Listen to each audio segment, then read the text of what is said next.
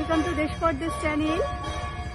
আজ আমি একটু অন্য ধরনের ব্লগ নিয়ে তোমাদের কাছে চলে এসেছি।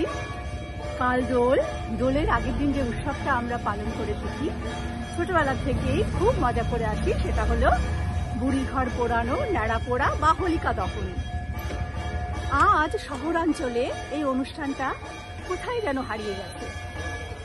আমার বাড়ির সামনে দমদম পার্কে শ্যামা মায়ের মন্দির কমিটির সদস্যগণ প্রতি বছর এই উৎসবটি পালন করে থাকে।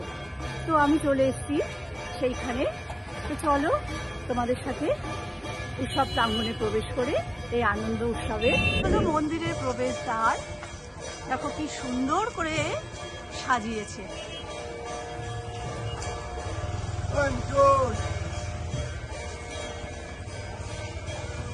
এই আমি ভেতরে ঢুকছি।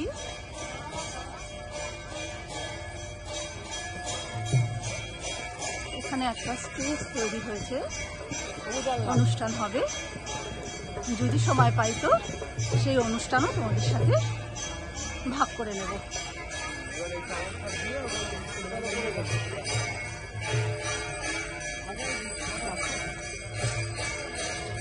এখানে সেই ন্যাড়া পোড়া বা বুড়ির ঘর পোড়ানো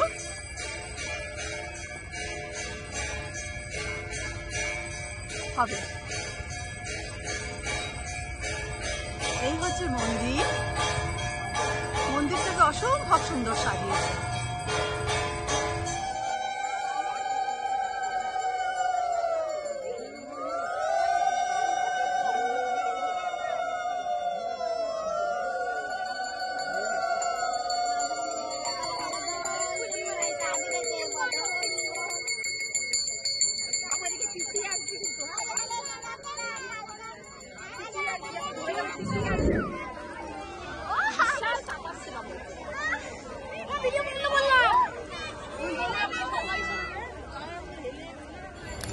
পৌরাণিক গল্প অনুযায়ী রাক্ষস রাজা হিরণ্যকশিপুর পুত্র ছিল প্রহ্লাদ। তো প্রহ্লাদ পরম বিষ্ণু ভক্ত ছিল।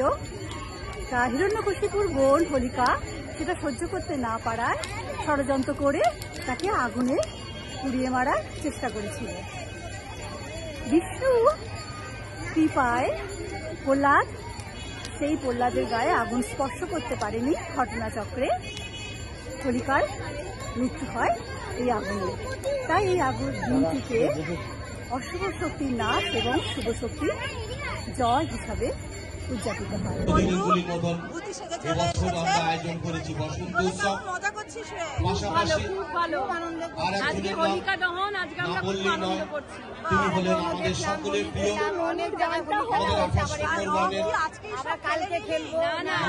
আজকে খেললাম, আবার বিকেল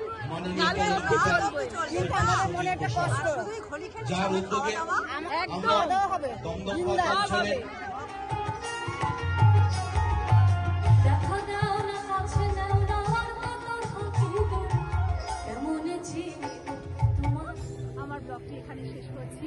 যদি তোমাদের ভালো লাগে অবশ্যই কমেন্ট, লাইক আর সাবস্ক্রাইব করো। দেখা হচ্ছে আবার তোমাদের সাথে অন্য কোনো ব্লগে। আজকের মতো শুভরাত্রি।